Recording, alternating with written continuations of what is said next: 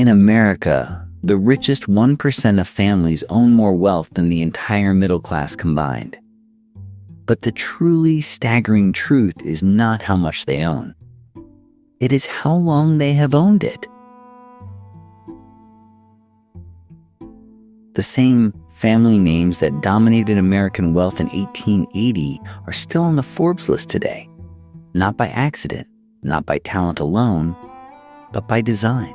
Across 150 years, a small circle of dynasties quietly engineered the laws, institutions, and financial structures that guaranteed their children, and their children's children, would never fall from the top. In this documentary, we will pull back the curtain on the hidden architecture of American inequality and reveal exactly how the game was built to be unlosable for those already holding all the cards. The guns fell silent in April of 1865. 4 years of devastating civil war had killed roughly 620,000 Americans, shattered an entire agricultural economy in the South, and left the nation's political institutions trembling. But in the industrial cities of the North, something else was stirring. Something hungry.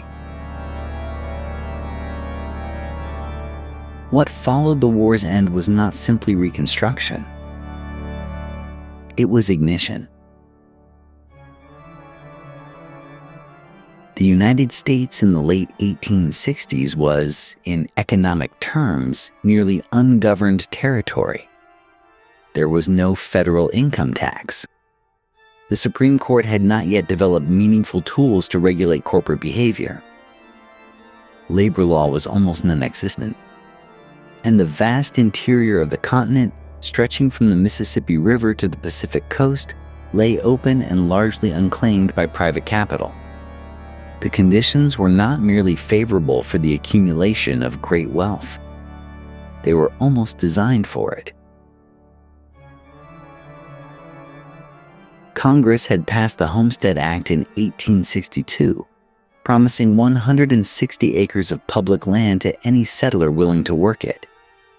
The intention was democratic, a nation of small farmers spreading westward across the plains.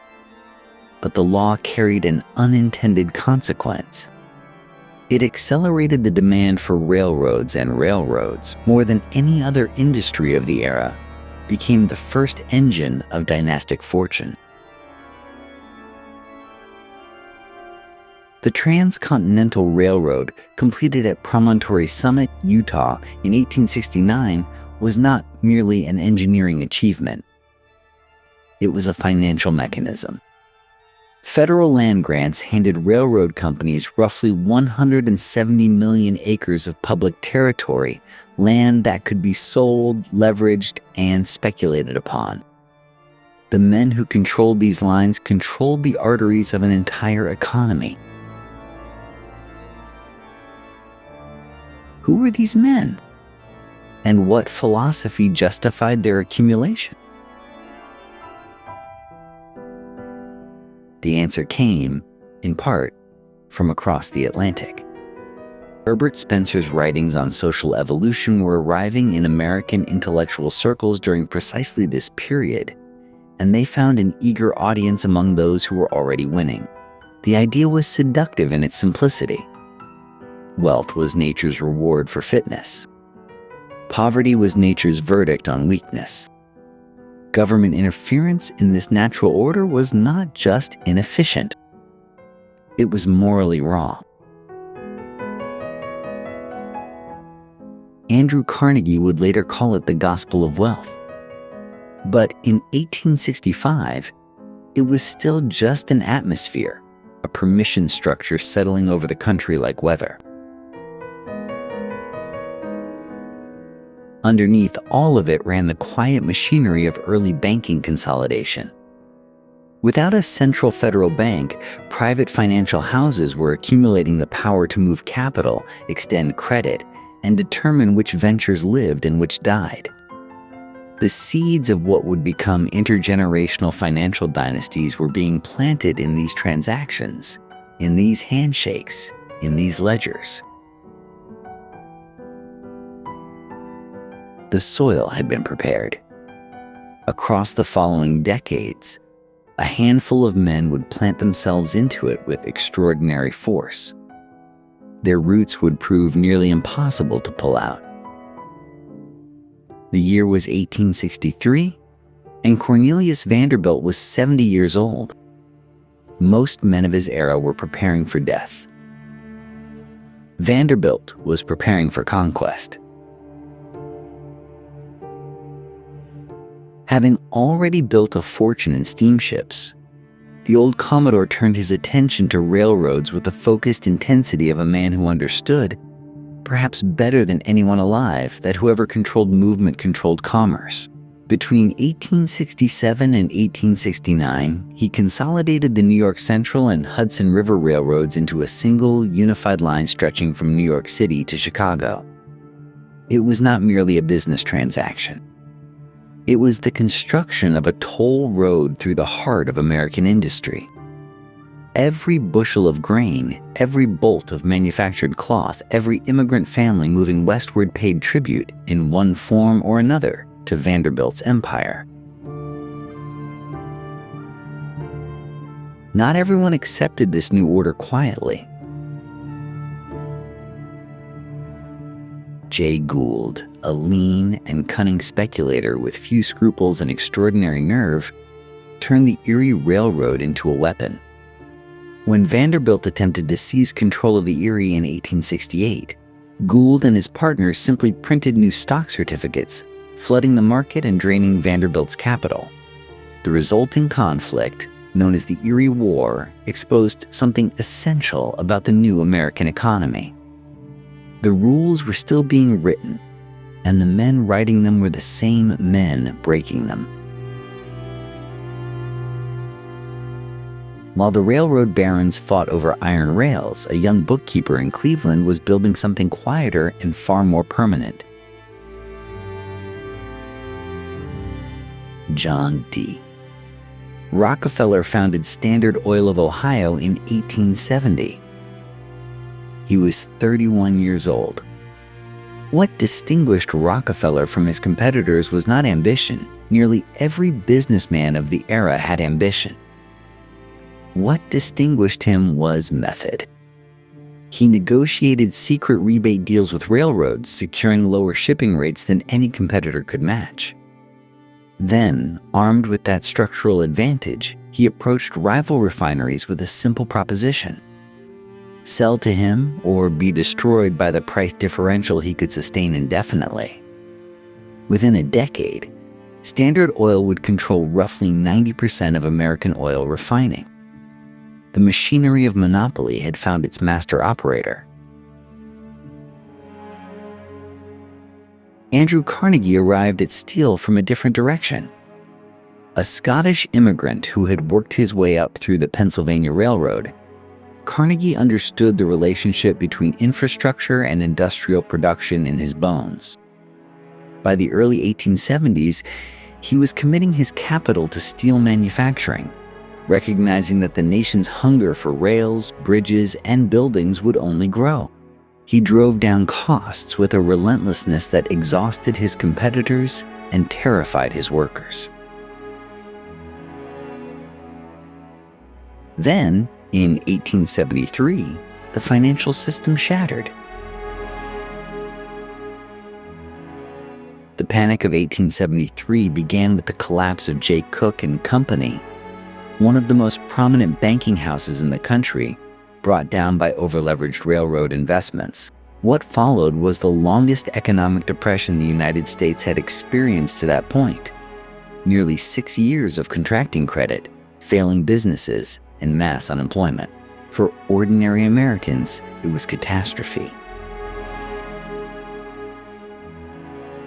For men like Carnegie and Rockefeller, it was an opportunity measured in other people's ruins.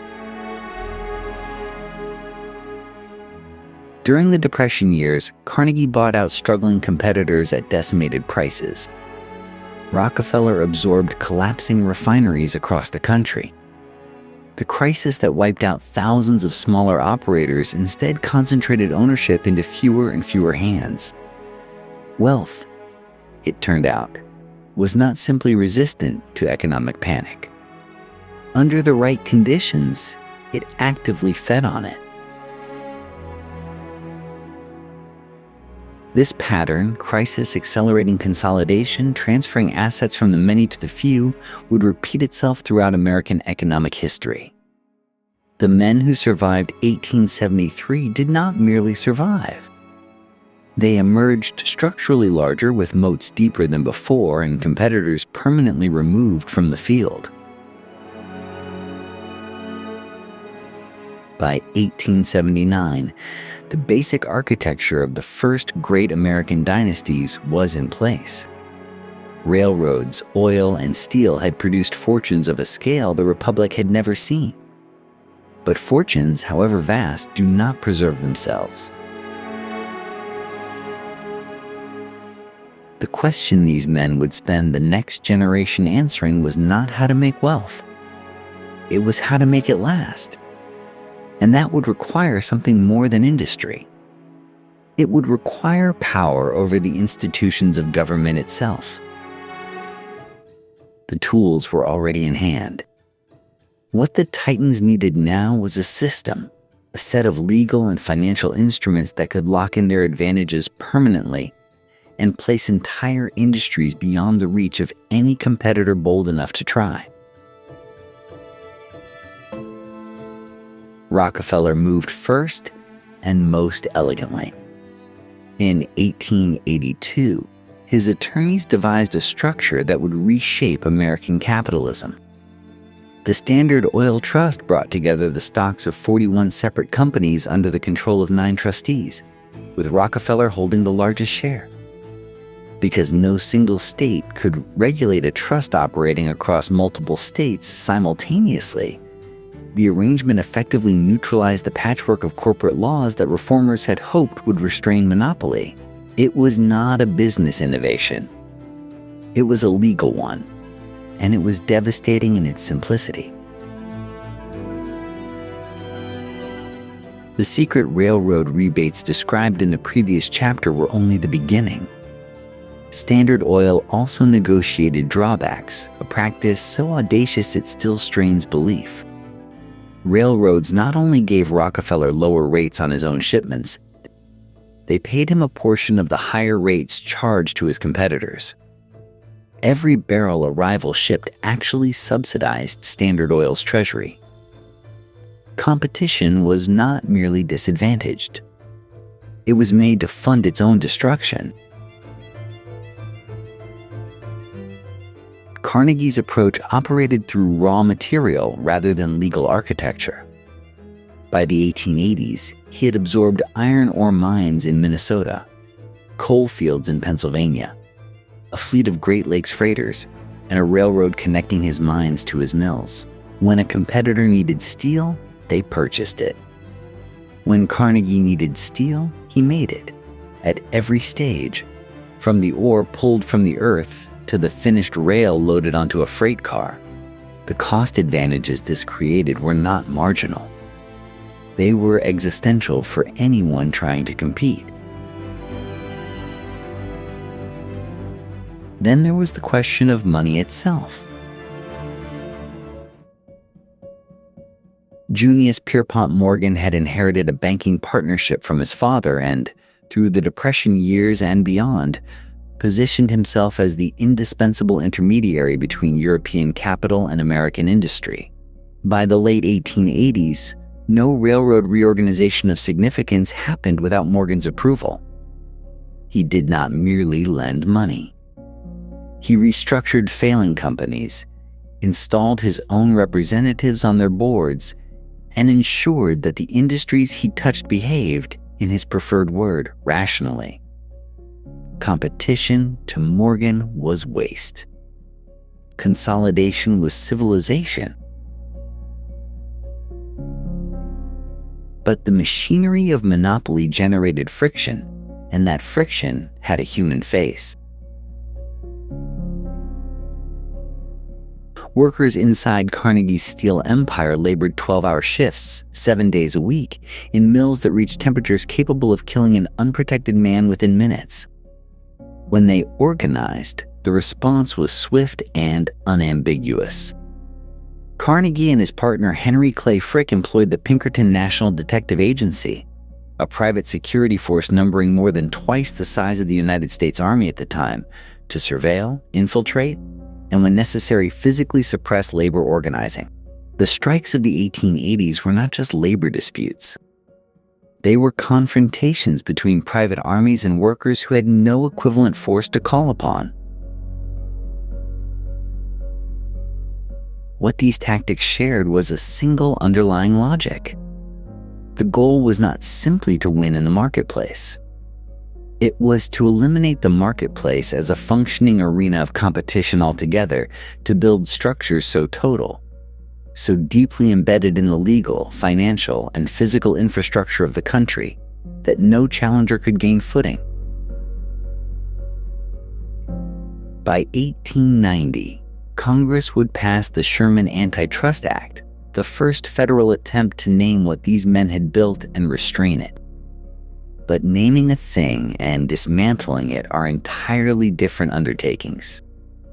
The fortunes were already made, the structures already in place, and the question of who would actually enforce the law against the most powerful private interests in American history remained, for the moment, very much unanswered. The money was made. Now came the harder project, making it permanent. Through the 1870s and 80s, the great fortunes of American industry began constructing something that had never existed in the Republic before. Not simply wealth, but a class. A self-conscious, architecturally expressed, socially enforced aristocracy without a throne to legitimate it. The Vanderbilts announced their ambitions in marble. William Henry Vanderbilt, inheriting the Commodore's railroad empire, built a mansion on Fifth Avenue so imposing that its completion in 1882 effectively declared the family's arrival at civilization's summit. His children went further. Alva Vanderbilt commissioned architect Richard Morris Hunt to design Marble House in Newport, Rhode Island, completed in 1892 at a cost of $11 million, a sum equivalent to hundreds of millions today. The breakers, built nearby for Cornelius Vanderbilt II, covered more than 125,000 square feet. These were not homes. They were arguments, rendered in limestone and gilt, that certain families had moved beyond ordinary American life into something older and grander. But architecture alone could not build a dynasty. You needed gatekeepers. Caroline Schermerhorn Astor, wife of William Backhouse Astor II, appointed herself to the position with quiet ferocity. Working alongside the social arbiter Ward McAllister, she distilled New York's acceptable society into a precise figure, 400 people, reportedly the number who could fit comfortably in her ballroom. The number was arbitrary. The power behind it was not. To be excluded from Mrs. Astor's list was social death. To be included was a credential that no amount of new money could simply purchase. Old families controlled the gate, and the gate controlled access to the marriages, the clubs, and the networks that compounded wealth across generations. Those clubs deserved their own chapter in the dynastic story. The Union Club, founded in 1836, and the Knickerbocker Club, established in 1871 as a refuge for those who found the Union too permissive, created spaces where the right men encountered one another, conducted business in the language of friendship, and passed opportunities quietly among themselves. Membership was inherited as surely as a surname. Perhaps the most revealing strategy of all was what contemporaries called the dollar princess phenomenon. Between roughly 1874 and 1914, an estimated 500 American heiresses married into European aristocracy. Consuelo Vanderbilt was sold. and that word requires no apology into marriage with the Duke of Marlborough in 1895. The Duke received $2.5 million in railway stock. The Vanderbilts received a title older than the Republic. What was being constructed across these mansions and marriages and membership lists was something the robber barons had not originally planned, but quickly came to prize above the money itself. The idea that wealth was not earned. It was inherited. It was deserved. It was, in the deepest sense, simply who certain people were. That belief, once planted, proved far more durable than any monopoly. The mansions were built. The marriages were arranged. The social gates had been erected and manned. But the men who had made the money understood something the marble could not solve. They would die. And American law, as it stood in the 1870s, offered their fortunes very little protection from what came after. Inheritance in the 19th century was a treacherous passage. Fortunes divided among children fragmented. Children who quarreled, gambled, or simply lacked their father's abilities could dissolve in a single generation what had taken decades to accumulate. The Vanderbilts had already provided a cautionary demonstration. When Cornelius Vanderbilt, the original Commodore, died in 1877, he left the overwhelming bulk of his $100 million estate to his eldest son, William Henry, deliberately bypassing his other children. The excluded heirs immediately sued. The lawsuit was settled quietly, but the spectacle was precisely what the emerging dynasties feared most: wealth exposed, contested, and diminished in open court. The solution came not from politicians or philosophers, but from lawyers. Elite law firms, many clustered in Lower Manhattan, began constructing a legal architecture designed for exactly one purpose: ensuring that great wealth survived its creators. Sullivan and Cromwell, founded in 1879, became perhaps the most consequential of these institutions. Its partners understood that the real product they were selling was not legal advice. It was permanence. Working within the flexible framework of Anglo-American trust law, they helped clients place assets into structures that could, under the right conditions, outlast any individual life by generations. The dynastic trust was the central instrument. Assets transferred into a trust ceased to belong to any single individual. A trustee, often a bank or a carefully chosen family ally, managed them according to instructions written by the original patriarch. Beneficiaries received income, but could not easily liquidate the principal. The fortune breathed, generated returns, and continued as an entity unto itself, largely immune to the poor decisions, divorces, or debts of any one heir. John D. Rockefeller grasped this logic earlier and more completely than almost anyone. Through the 1890s and into the 1900s, he systematically transferred Standard Oil shares into family trust arrangements, ensuring that the income would flow to his children and grandchildren while the controlling structure remained insulated. The transfers were methodical and patient, conducted largely outside public view, guided by advisors who treated the work as an engineering problem rather than a legal one. What made all of this possible, at a scale that would later seem almost unimaginable, was a single glaring absence in American law. There was no federal estate tax. When a man worth $100 million died, he could pass the entire sum to his heirs without surrendering a single dollar to the government. That extraordinary privilege, unremarkable to contemporaries, would not survive the progressive era intact.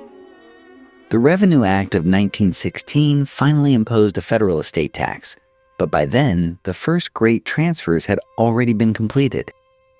The foundations were poured before the regulation arrived. The men designing these structures were not hiding anything. They were operating in daylight within a legal system that not only permitted multi-generational wealth concentration, but had no particular framework for questioning it. America had never had an aristocracy, but it also had never built a serious legal barrier against one forming quietly in the offices of Wall Street's finest firms. By 1910, the architecture was largely complete. The Rockefellers, the Vanderbilts, the Morgans, and their peers had transferred enormous portions of their wealth into structures designed to endure. The next generation would not need to build anything. They would only need to manage what had been handed to them through instruments their fathers' lawyers had made nearly indestructible. The question of who would educate those heirs shaped their values and placed them inside the networks that kept power circulating among the same surnames. That question had its own answer already forming, and it looked, from the outside, remarkably like an ordinary school. By the 1890s, the architecture of dynastic wealth was nearly complete. But outside the marble offices and trust documents, something else was building. Something louder, angrier, and far less patient. Farmers in the South and West were being strangled. Railroad rates devoured their profits. Banks foreclosed on their land. The money they borrowed in spring cost twice as much to repay by harvest. They understood, with the clarity that comes from desperation, that the system was not malfunctioning. It was functioning exactly as designed, and it was designed by people who did not know their names. The Populist Party emerged from that fury. By 1892, it was running candidates for Congress and the presidency, demanding government ownership of railroads, a graduated income tax, and direct election of senators. In 1896, it fused its cause with Democrat William Jennings Bryan, whose famous Cross of Gold speech electrified audiences across the country. Bryan argued that the financial elite was crucifying working Americans on a cross of tight money and railroad monopoly. He lost. Republican William McKinley, his campaign funded generously by industrialists, including the steel magnate Mark Hanna, won decisively. The message from the moneyed class was clear. Political fury, however genuine, could be countered by superior organization and superior resources. The dynasties survived the first great challenge. Congress had technically offered a weapon against concentrated corporate power a full 6 years earlier. The Sherman Antitrust Act of 1890 passed with overwhelming bipartisan support, declaring monopolistic combinations illegal. It sounded formidable. It proved nearly useless. Courts interpreted it narrowly, and the government showed almost no appetite for enforcement. The trusts continued growing as if the law had never been passed. What legislation could not accomplish, journalism nearly managed instead. In 1902, Ida Tarbell began publishing her investigation of Standard Oil in McClure's magazine. Tarbell was not writing theory. She was writing history, meticulously documented, sourced from court records and industry insiders, and her own tenacious reporting. Her family's Pennsylvania oil business had been destroyed by Rockefeller's practices, and her prose carried both precision and personal weight. The resulting series, collected into a book in 1904, exposed how Standard Oil had secured secret railroad rebates, spied on competitors, and systematically crushed anyone who resisted absorption. The public was riveted and outraged. Into this charged atmosphere stepped Theodore Roosevelt, a president who genuinely believed that unchecked corporate power was destroying the republic. Roosevelt launched antitrust prosecutions against railroad holding companies and beef trusts, earning the nickname Trust Buster and the lasting contempt of men like J.P. Morgan, who once confronted him personally to negotiate a settlement as if they were sovereign powers. The culmination came in 1911, when the Supreme Court ordered the breakup of Standard Oil into 34 separate companies. Newspapers celebrated. Reformers declared victory. The Rockefellers, it turned out, owned shares in all 34. Because the family held equity across the entire structure, the breakup actually unlocked value that the old integrated monopoly had suppressed. Standard of New Jersey, Standard of New York, Standard of Indiana, each spun off as an independent entity with its own market valuation. Within a few years, John D. Rockefeller, already the world's wealthiest man, had grown considerably richer. The Trust Busters had handed him a windfall. It was a lesson that would echo through the following century. Public pressure could force institutional change. Regulations could be passed and corporations dissolved. But if the underlying ownership structure remained intact, if the family still held the shares, still controlled the foundations, still moved through the same networks and law firms and schools, then the reform had changed the shape of power without touching its substance. The dynasties had survived the people's fury. The question now was how they would survive each other. The reformers had won. Or so it appeared. In February of 1913, the 16th Amendment was ratified, granting Congress the power to levy a tax on incomes. For the first time in American history, the federal government could reach directly into a citizen's earnings, regardless of what state they lived in or how they'd earned it.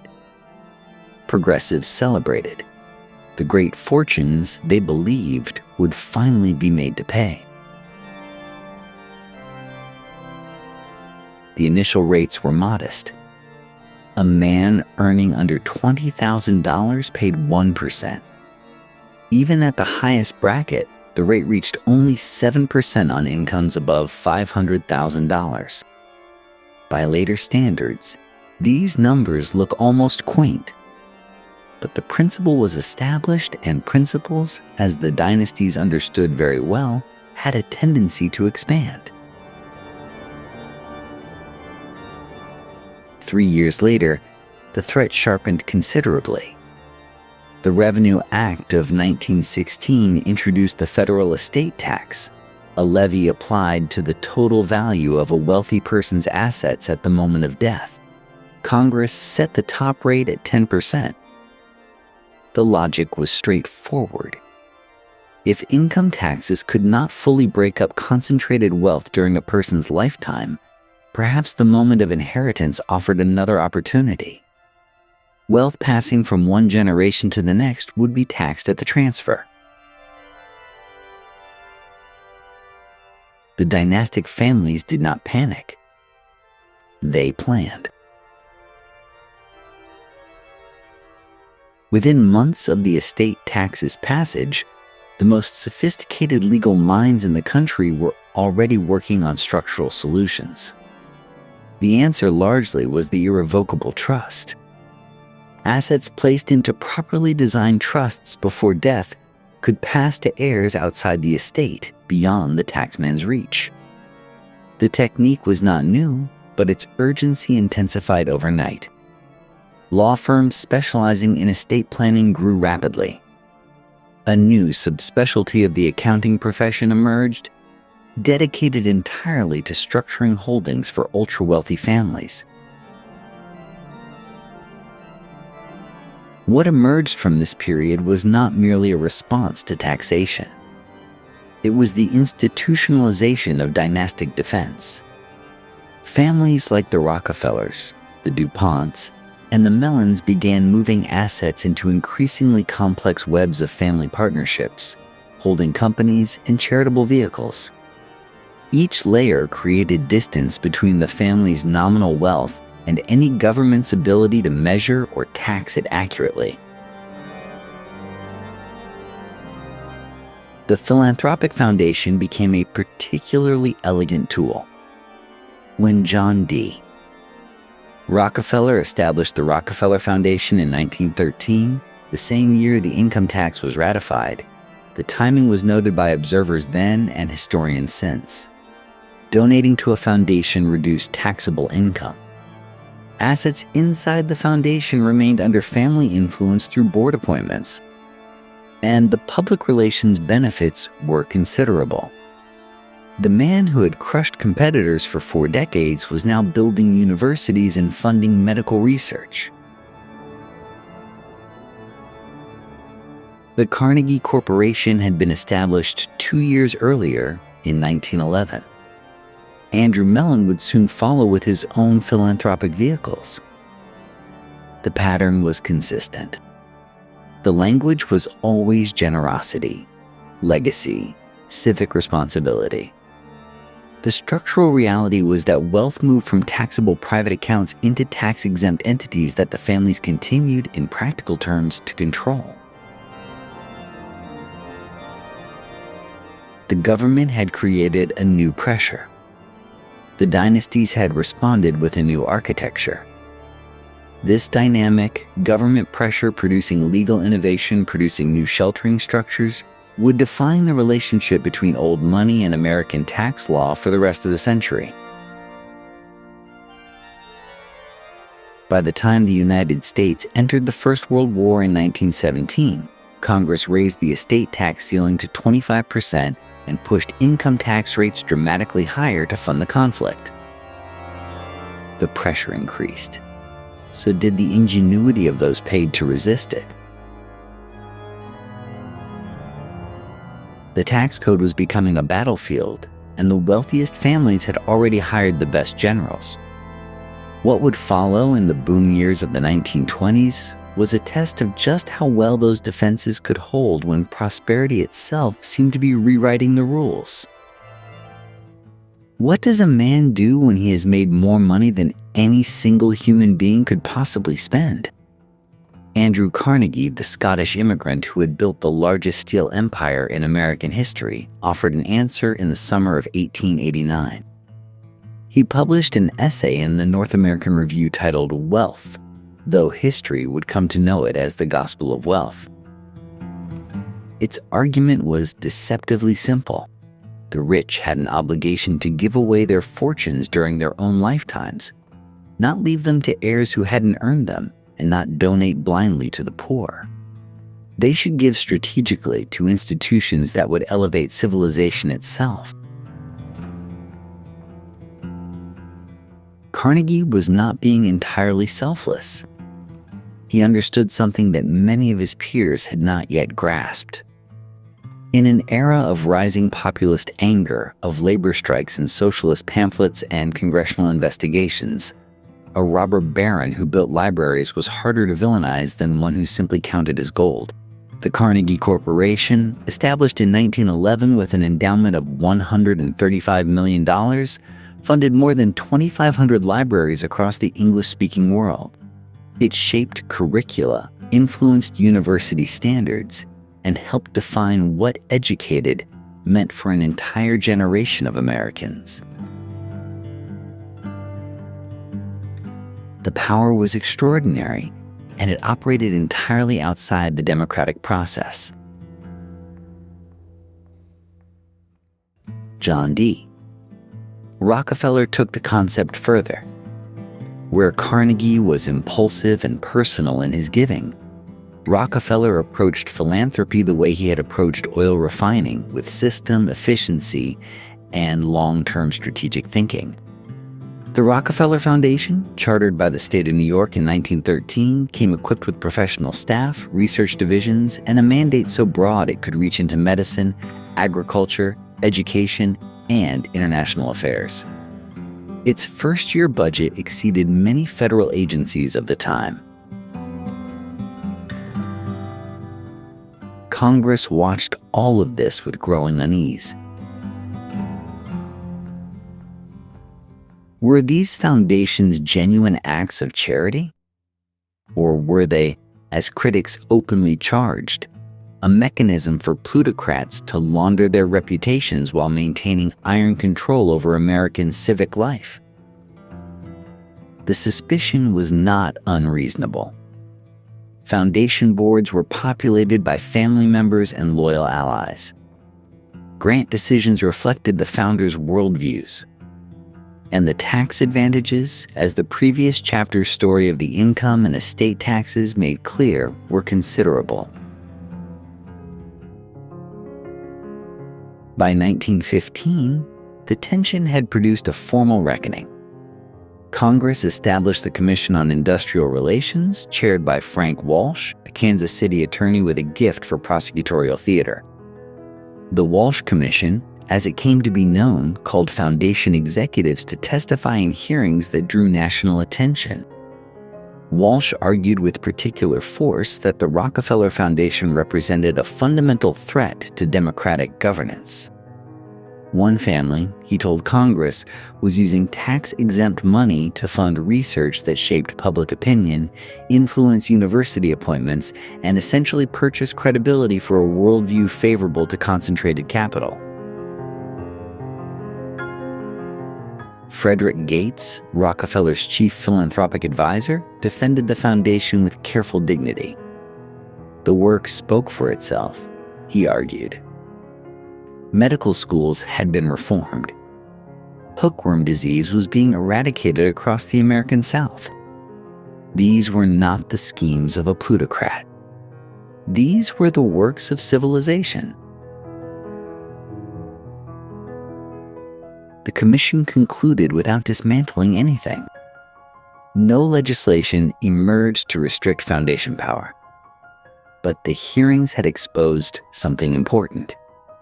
A new form of influence had entered American life, one that wore the face of generosity while operating with the efficiency of a corporation and the durability of an institution. Elected officials came and went. Foundations, once established, were essentially permanent. That permanence was the point. A fortune in private hands was vulnerable to taxes, to bad heirs, to public rage.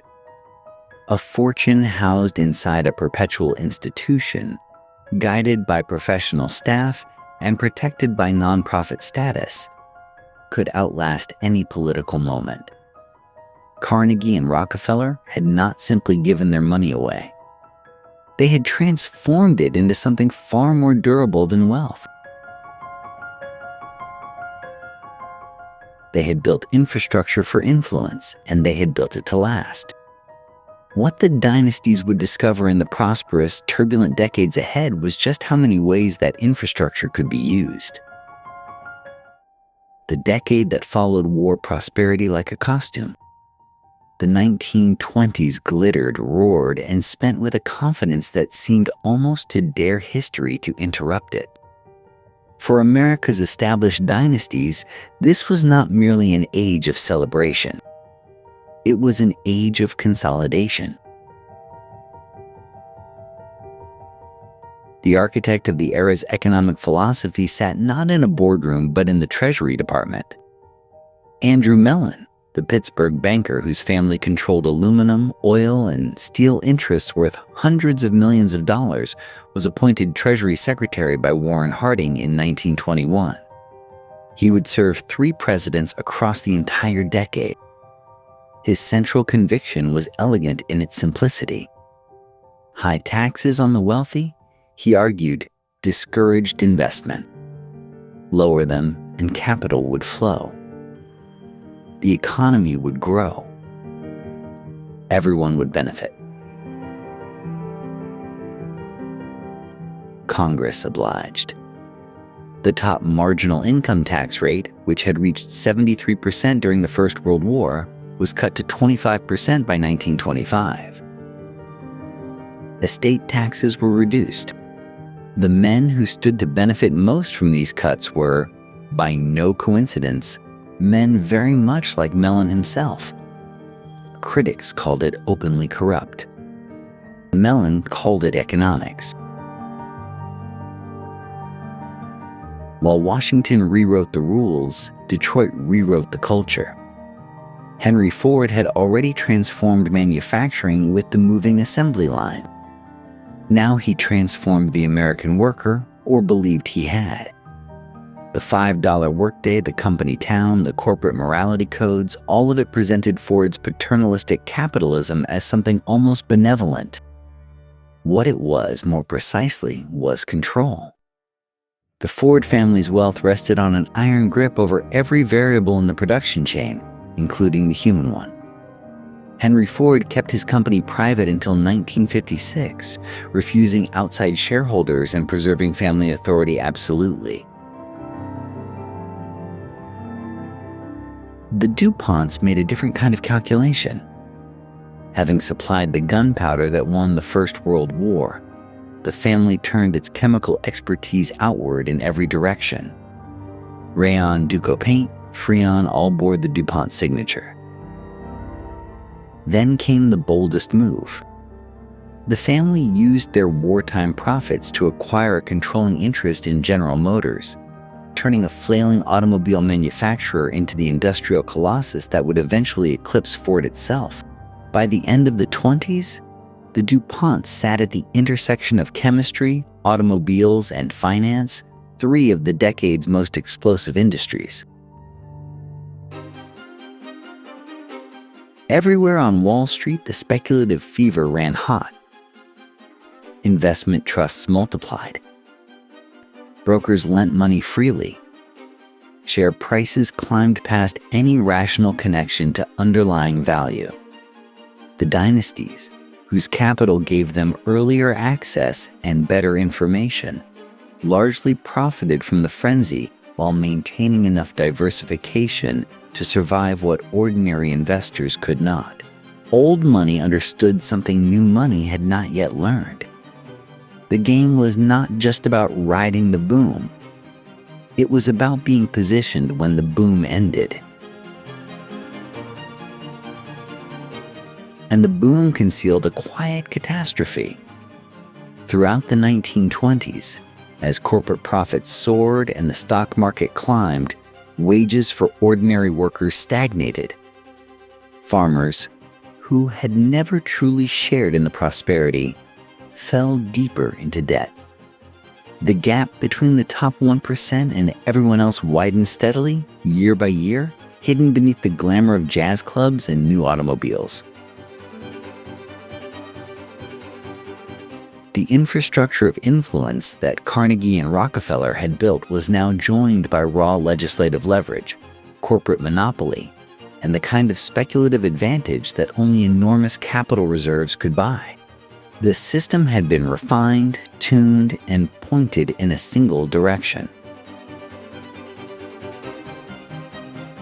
Then, on an October morning in 1929, the music stopped. What followed would not simply test the dynasties. It would force them to prove whether inherited wealth could survive democracy's most desperate hour.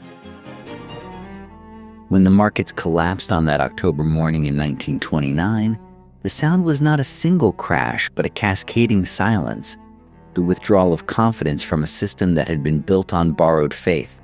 Within 3 years, nearly half of America's banks had failed. Unemployment reached 25%. Families who had scraped together small savings watching stock certificates become worthless paper. The suffering was real, widespread, and for most Americans, devastating. For the great dynasties, the experience was something rather different. The Vanderbilts offered the era's most instructive cautionary tale, though the lesson had actually begun decades earlier. Cornelius Vanderbilt's original fortune, once the largest in America, had been divided, subdivided, and spent across 4 generations of heirs who mistook inheritance for income. The family's Newport mansions required armies of servants and fortunes in upkeep. By the time the Depression arrived, the Vanderbilts had largely done to themselves what the crash could not.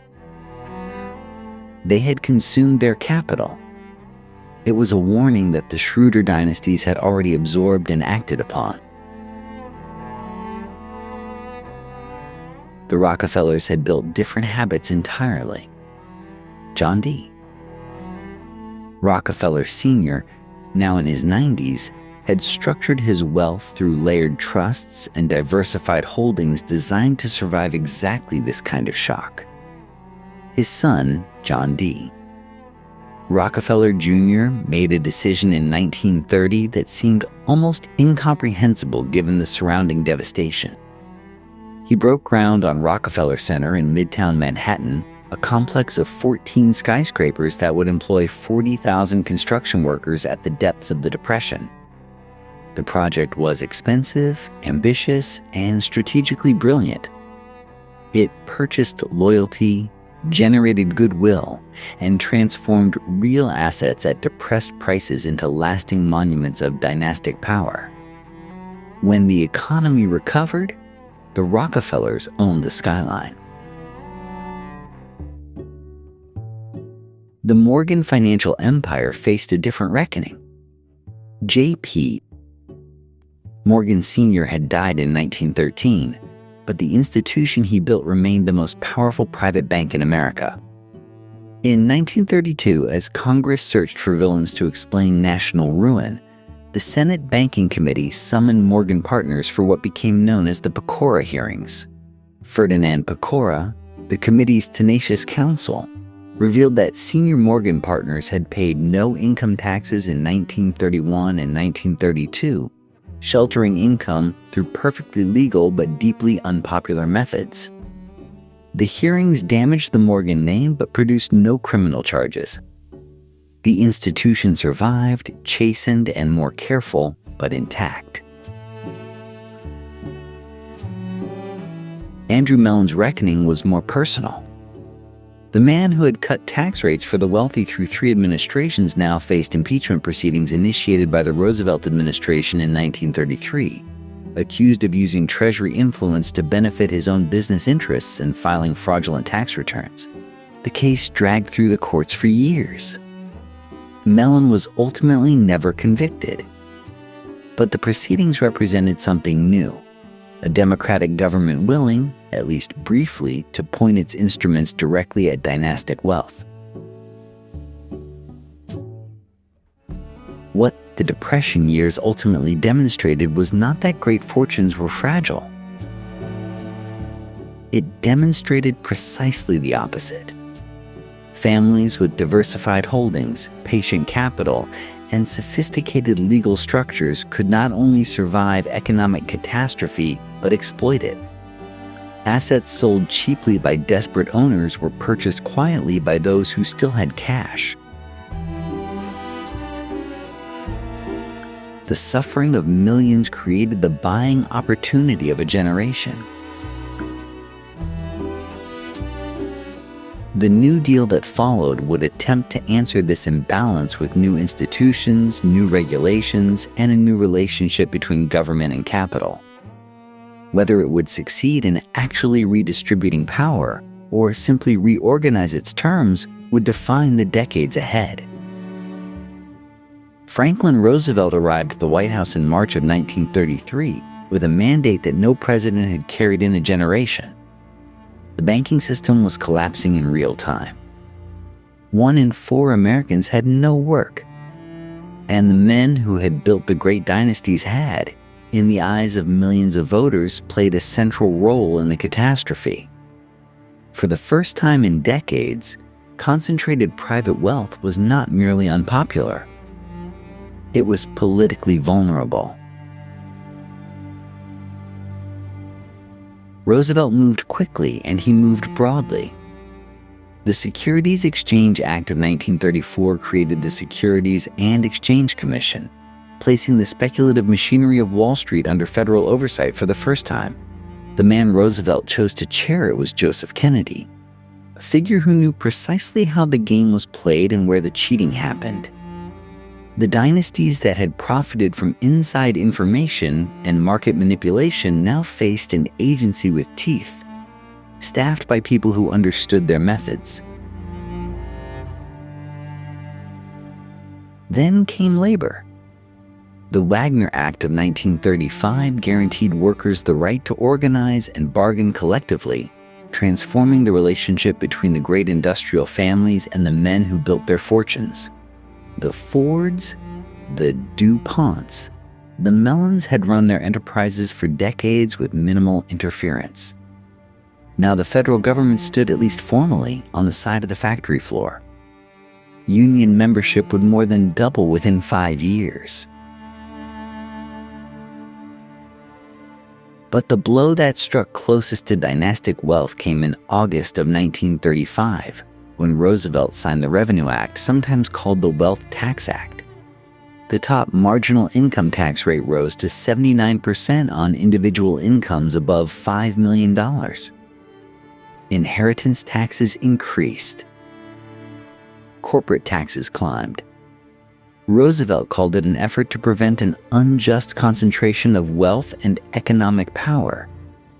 His critics called it something else entirely. The opposition organized with remarkable speed. The American Liberty League, founded in 1934 and heavily funded by the DuPont family, spent millions attacking the New Deal as a socialist assault on American liberty. Irénée DuPont and his brother Pierre were among its most prominent backers. The League produced pamphlets, funded radio broadcasts, and coordinated with Republican politicians. It was one of the most lavishly financed lobbying efforts the country had yet seen, and Roosevelt wore its opposition like a badge. The opposition did not stop at pamphlets. In 1933, a decorated Marine general named Smedley Butler came forward with a remarkable claim. He testified before a congressional committee that a group of wealthy businessmen had approached him about leading a fascist-style march on Washington to remove Roosevelt from power. The alleged conspirators were never prosecuted. Butler's testimony was only partially verified. But the episode, remembered afterward as the business plot, suggested that some corners of American wealth were prepared to consider options well outside democratic norms. What did the New Deal ultimately accomplish against the dynasties? The regulatory architecture it built was genuinely consequential. Financial markets became more transparent. Workers gained real bargaining power. The top marginal tax rate would eventually reach 94% during the Second World War. And yet the great fortunes endured. The trusts, the foundations, the layered holding structures that families like the Rockefellers and DuPonts had built across decades proved more resilient than any single Congress anticipated. High income taxes hurt earnings. They did not dissolve accumulated capital. Roosevelt had reshaped the terms of the contest. He had not ended it. As the 1930s closed and the shadow of European war grew longer, American industry would find that the coming conflict offered something unexpected: the largest government spending program in the nation's history, and the dynasties were already positioned to receive it. By 1942, the United States government was confiscating, on paper, 94 cents of every dollar earned above $200,000. The headline number was staggering. Newspaper columnists declared the age of great private wealth finished. Surely no fortune could survive taxation at that scale. surely the dynasties were done. They were not done. They were adapting. The great families had spent decades building legal structures specifically designed to separate the act of wealth creation from the reach of the tax collector. Foundations were the most elegant instrument available. Under the tax code as it then existed, money transferred into a charitable foundation disappeared from taxable income while remaining, in practice, under family control. The Rockefeller Foundation, established decades earlier, now served as a model that other families rushed to replicate. Between 1939 and 1950, the number of private foundations in the United States roughly tripled. The families most threatened by high taxation were the families most aggressively creating them. Tax attorneys became among the most valuable professionals in America. Trusts were structured across multiple generations. Assets were shifted into holding companies that generated paper losses. Timber rights, oil depletion allowances, and real estate depreciation offered legal shelters that reduced taxable income to fractions of actual earnings. The 94% rate applied, technically, to income. It applied far less reliably to wealth that had been carefully disguised as something else. Alongside the foundations grew another institution that most Americans have never heard of, the family office. These were private firms, staffed by lawyers, accountants, and investment managers, created solely to preserve and grow the assets of a single wealthy family across generations. The Rockefellers formalized theirs during this period. Others followed. The family office transformed dynastic wealth management from an informal arrangement into a professionalized discipline, invisible to the public and largely invisible to regulators. But perhaps the most consequential adaptation was the simplest. If the government was going to regulate finance, manage massive wartime contracts, and administer an expanding federal bureaucracy, the dynasties would staff it. The movement of men between Wall Street banks, law firms, and senior positions in Washington, sometimes called the revolving door, accelerated dramatically during the war years. Averell Harriman, heir to a railroad fortune, served as Roosevelt's envoy to Churchill and Stalin. Robert Lovett, a partner at Brown Brothers Harriman, ran the War Department's air program and would later serve as Secretary of Defense. These men were not corrupting the government from outside. They were inside it, shaping policy from positions of genuine authority. The Rockefeller brothers illustrated the strategy most vividly. Nelson Rockefeller entered government service in 1940 as coordinator of Inter-American Affairs, managing United States influence across Latin America. His brother David would follow a different path toward banking and diplomacy. The family that had once been the symbol of unchecked private power was reinventing itself as a force for public service. The reputational calculation was as sophisticated as any tax strategy. What the New Deal and wartime taxation actually produced, then, was not the dissolution of dynastic wealth, but its professionalization. The families that survived this period emerged more legally sophisticated, more politically connected, and more institutionally embedded than they had been in the 1920s. The rough, often lawless accumulation of the Gilded Age had given way to something quieter and considerably more durable. The question of whether this represented genuine accommodation with democratic values or simply a more refined form of evasion would not be asked publicly for some years yet. But as the war ended and America emerged into unprecedented prosperity, the mechanisms were already in place. And a new era, one of suburban expansion, corporate growth, and Cold War politics, was about to offer the dynasty's fresh terrain entirely. If wealth could be preserved by legal structures, it could be perpetuated by educational ones. The great families understood something that most Americans did not. Money alone could not guarantee that the next generation would hold power. What money required was reinforcement, ritual, and the right relationships. For that, there were schools. By 1900, a network of elite boarding schools had established itself along the northeastern seaboard as the first great sorting mechanism of American aristocracy. Groton, founded in 1884 in the Massachusetts countryside, modeled itself deliberately on the English public school tradition. Exeter and Andover predated the Republic itself. These institutions did not merely educate boys. They transformed them, stamping into their speech, bearing, and social reflexes the unmistakable mark of belonging.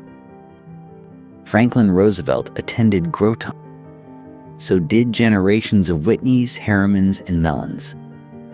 The school was not incidental to their power. It was foundational. From these campuses, a well-worn path led directly to New Haven, Cambridge, and Princeton. And here the machinery grew more elaborate. Harvard, Yale, and Princeton had institutionalized legacy admissions by the early 20th century, ensuring that the sons of alumni received systematic preference in selection. The practice was rarely discussed publicly and never advertised. It simply operated year after year, funneling the children of established families back into the institutions their fathers had attended, keeping the circles closed and the networks dense.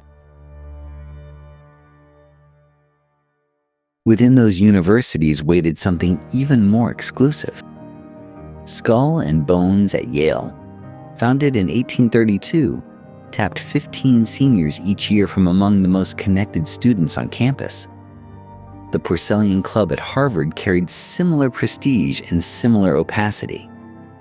These societies offered something a diploma could not: a sworn brotherhood across generations, a roster of members that read like a catalog of American power.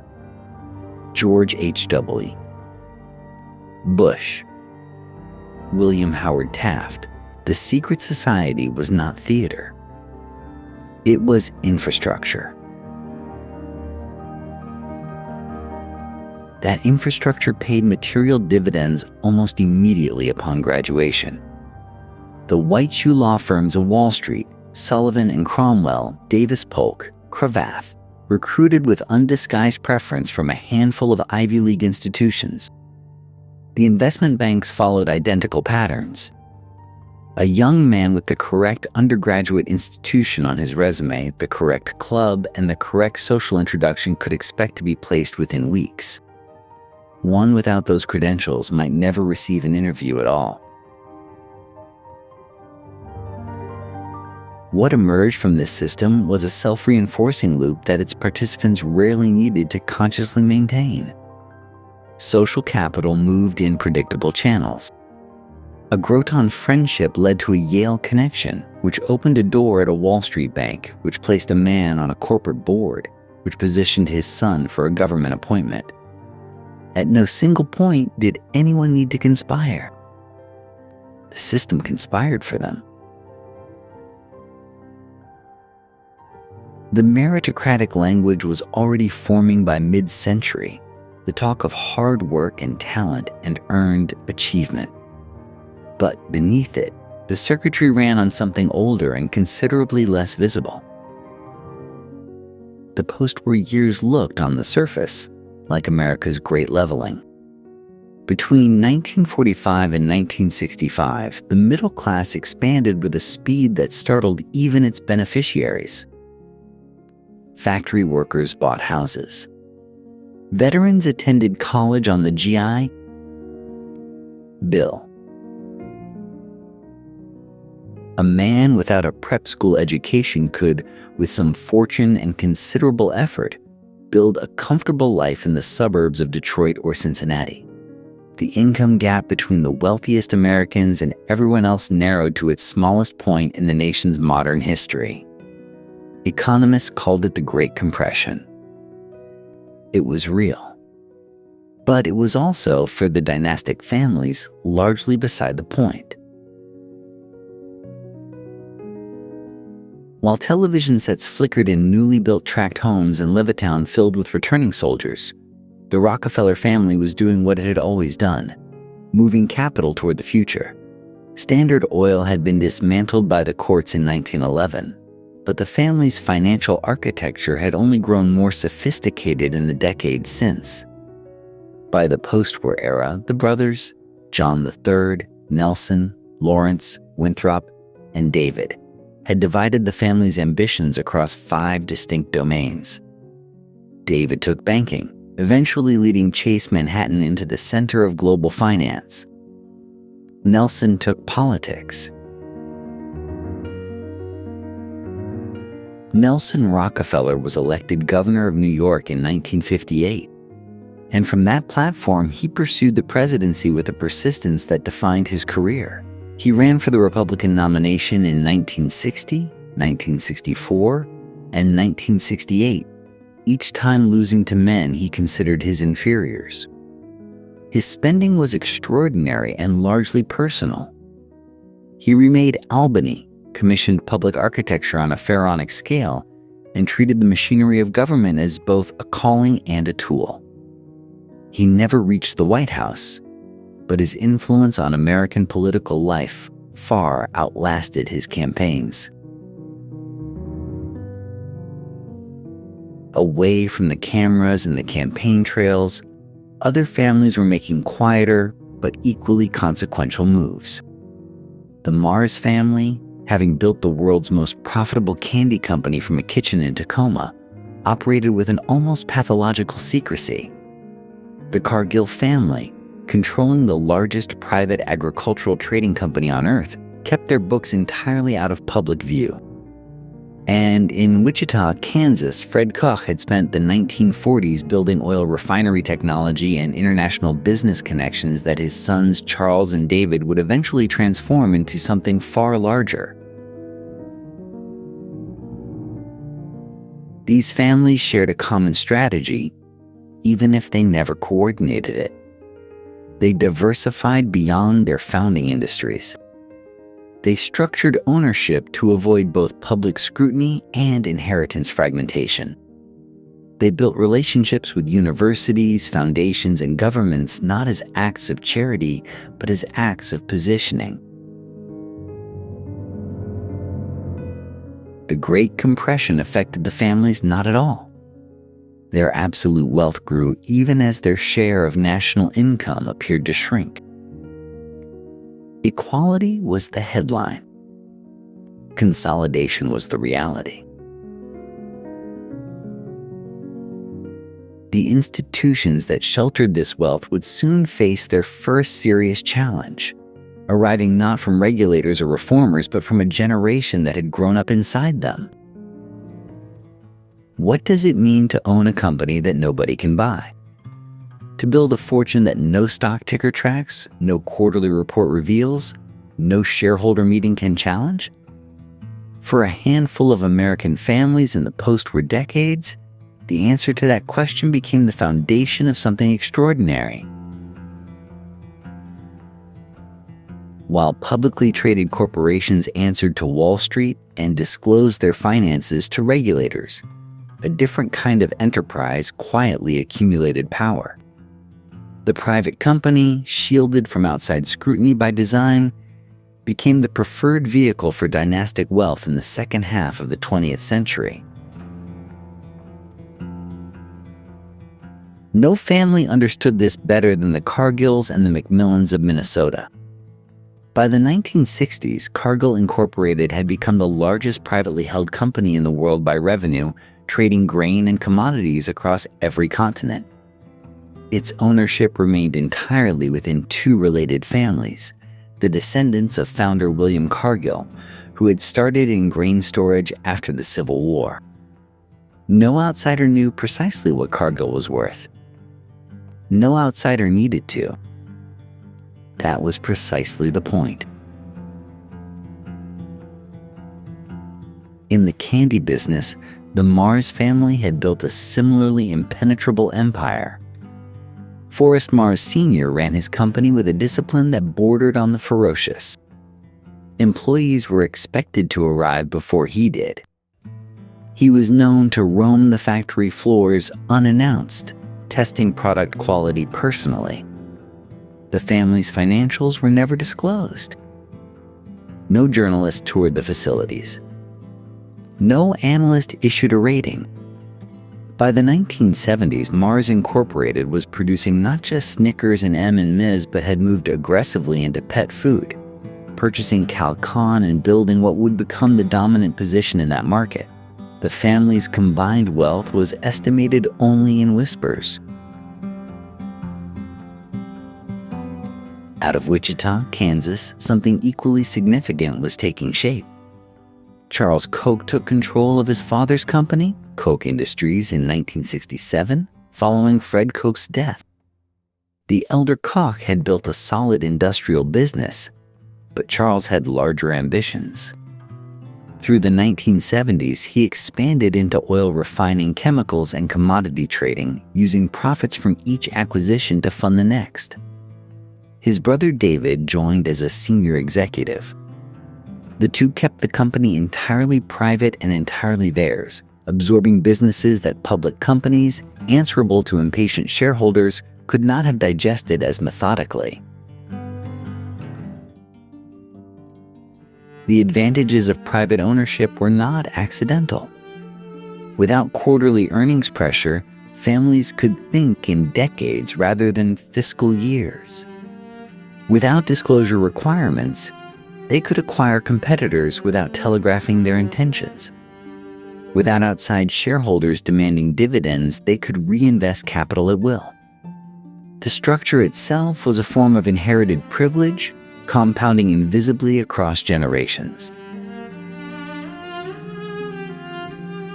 And then there was Sam Walton. In 1962, Walton opened the first Walmart store in Rogers, Arkansas, a state that Wall Street had not yet noticed. Through the 60s and 70s, he built his discount retail chain across small towns that larger competitors had dismissed. When Walmart went public in 1970, Walton made a calculated concession to outside capital while retaining overwhelming family control. The Walton family held the majority of shares. The stock listing raised expansion capital. It surrendered almost nothing else. By 1980, Walmart operated more than 270 stores and was accelerating towards something that would reshape American retail entirely. The fortune it generated would remain through careful estate planning and trust structures, essentially a family asset. These were not accidents of personality or luck. They were systems refined deliberately for turning a single generation's success into something that would outlast every generation that followed. The families who mastered private ownership had found something the public markets could not give them: time and the silence to use it. That silence, however, was about to become politically complicated. The silence that had protected dynastic wealth through the post-war decades could not last forever. By the early 1970s, these families faced something new, a political environment that felt, to them, genuinely hostile. Environmental regulations, consumer protection laws, the expanding reach of federal agencies. The question was no longer simply how to protect a fortune. The question was whether a fortune could purchase the political conditions necessary for its own survival. In August of 1971, a corporate attorney named Lewis Powell drafted a confidential memorandum for the United States Chamber of Commerce. Powell, who would be appointed to the Supreme Court just 2 months later, issued what amounted to a call to arms. American free enterprise, he wrote, was under assault from left-wing academia, the media, and activist courts. The remedy was systematic and deliberate. Business interests needed to fund think tanks, cultivate scholars, shape university curricula, and build the long-term intellectual infrastructure that would eventually shift public opinion and judicial interpretation alike. Powell wrote it as a warning. A handful of dynastic families read it as a blueprint. No one acted on the Powell memo's logic more methodically than Charles and David Koch. Using the profits of Koch Industries, the brothers began channeling money into libertarian political infrastructure on a scale that had no precedent in American history. In 1977, they were instrumental in founding the Cato Institute in Washington, a think tank devoted to free market economics, limited government, and regulatory rollback. It was not enough to believe these things. The Kochs understood, with the patience of men managing a multi-generational project, that ideas required institutions to survive. Across the country, another dynastic heir was making similar calculations through different channels. Richard Mellon Scaife, grandson of the banking patriarch Andrew Mellon, controlled foundations worth hundreds of millions of dollars. Beginning in the early 1970s, Scaife directed his Allegheny Foundation and Sarah Scaife Foundation toward a single emerging institution, the Heritage Foundation, established in Washington in 1973. Scaife's contributions over the following decade would total more than $200 million. Heritage became the intellectual arsenal of the Reagan Revolution, producing policy papers, briefing legislators, and placing conservative scholars into positions of government influence with an efficiency that purely academic institutions could never match. Meanwhile, the Olin Foundation, built on the fortune of chemicals and ammunition manufacturer John M. Olin, targeted something even more specific. Frank O'Connell and later William Simon, who ran the foundation after Olin's death, identified American law schools as ideological territory worth contesting. The foundation poured tens of millions of dollars into funding law and economics programs, endowing chairs at Harvard, Yale, and the University of Chicago, and supporting the Federalist Society, founded in 1982. The investment was extraordinarily patient and extraordinarily precise. It would take decades to reshape the federal judiciary. The Olin Foundation was prepared to wait. The Bradley Foundation in Milwaukee, grown wealthy from electronics manufacturing, added its own resources to what was becoming a coordinated network. These families rarely coordinated publicly or openly. They did not need to. They shared assumptions, attended the same donor retreats, and funded overlapping organizations. The architecture of conservative intellectual life that emerged through the 1970s and early 80s was not the product of a single conspiracy.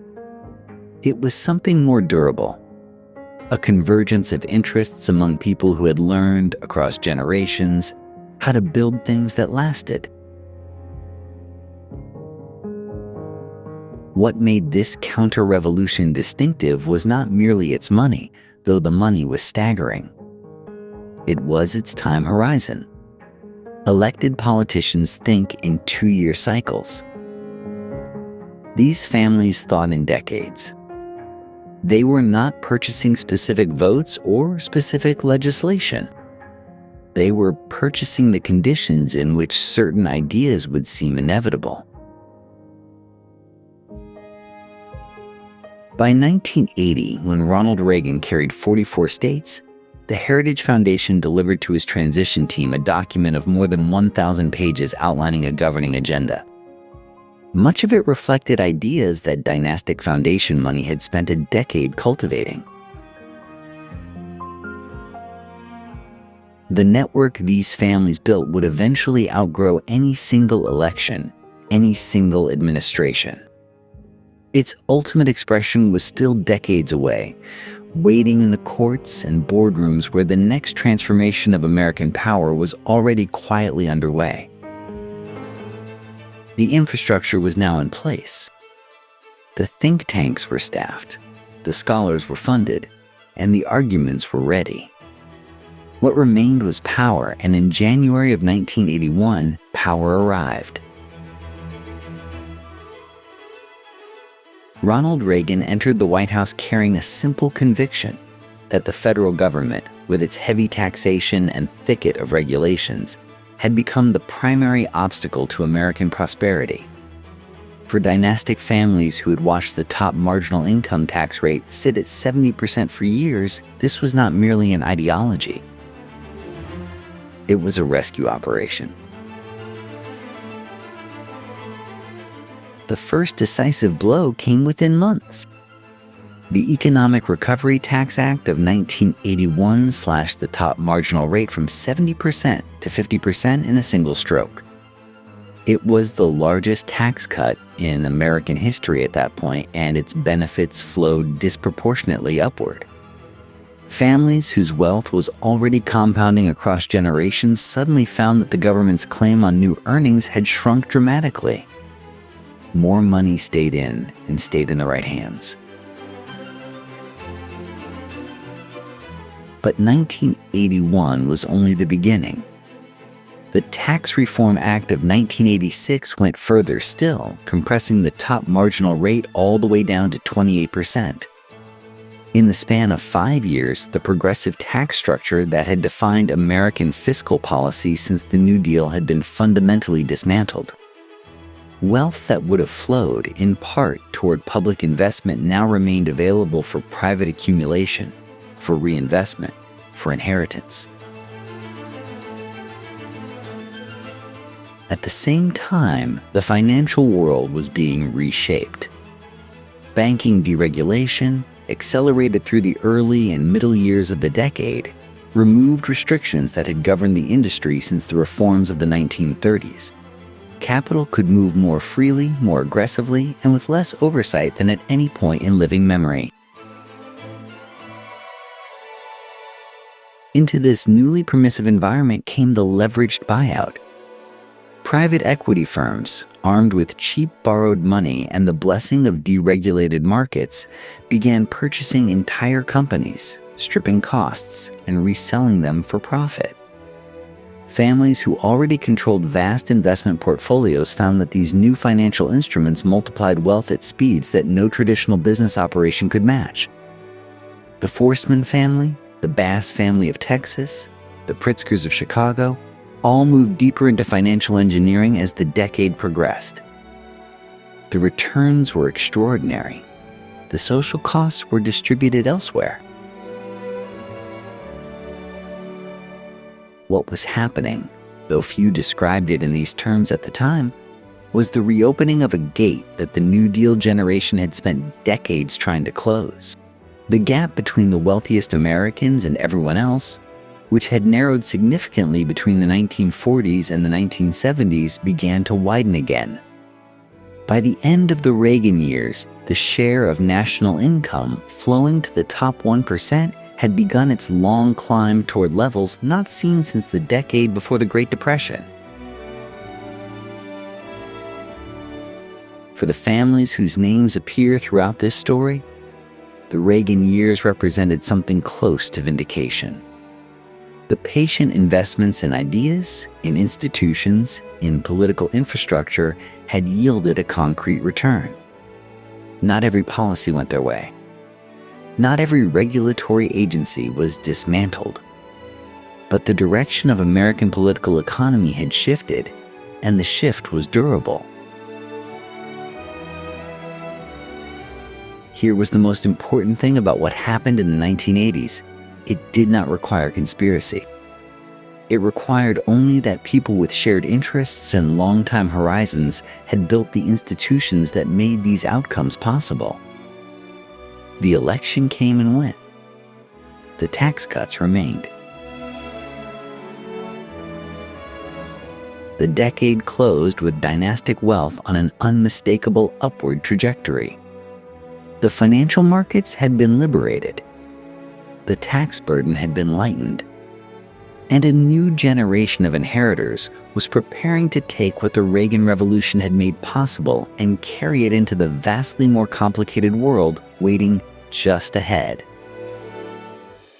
In the summer of 1962, a former Ben Franklin variety store manager named Sam Walton opened a single discount store in Rogers, Arkansas. The building was modest. The prices were lower than anything the region had seen. And the ambition behind it was almost impossible to measure. What followed over the next 4 decades was perhaps the most dramatic wealth creation event in American business history. But the story of the Waltons is not simply a story about retail. It is a story about how a fortune gets built once and then engineered to last forever. Sam Walton had already been thinking about permanence before Walmart was a household name. As early as 1953, he had established Walton Enterprises, a family partnership that would eventually hold the controlling stake in the Walmart Corporation. The structure was deliberate. By placing family assets into a partnership rather than individual hands, the Waltons could transfer wealth between generations while minimizing the estate taxes that had diminished so many other American fortunes. When Sam Walton died in 1992, his estate paid relatively little in federal estate taxes compared to the staggering size of the fortune involved. The architecture had done its work. Meanwhile, the company itself was transforming America. Walmart's growth through the 1970s, 80s, and 90s was relentless. By the late 1990s, it had become the largest private employer in the United States, with over 1 million workers. It had reshaped supply chains, driven down consumer prices, and systematically hollowed out the small-town retail economies that had once supported a broad American middle class. Communities across the country watched their local hardware stores, clothing shops, and grocery chains close within years of a Walmart's arrival. The savings were real. So were the costs. The company's labor practices attracted fierce criticism. Wages were low, benefits were minimal, and union organizing was met with fierce resistance. Workers at the bottom of the Walmart hierarchy frequently earned wages that qualified them for public assistance programs. The public, in effect, was subsidizing the margins that accumulated at the top.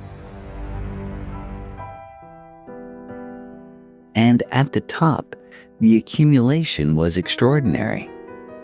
By the early 2000s, the combined wealth of the Walton family, roughly 5 members of Sam's immediate family, exceeded the combined net worth of the bottom 40% of all American households.